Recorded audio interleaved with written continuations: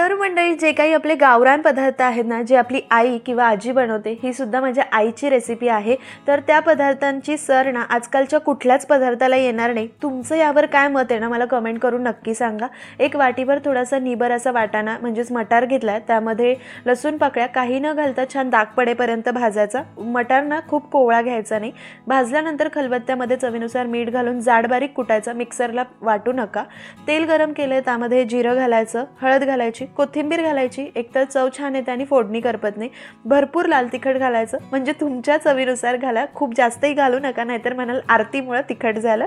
त्यानंतर त्यामध्ये ठेचून घेतलेला मटार घालायचा. मीठ आपण आधीच घातलंय. भरपूर कोथिंबीर घालायची आणि मध्यम आचेवरती हा मटारचा खुडा किंवा मटारची चटणी छान असं 6-7 मिनटं परतून घ्यायचं.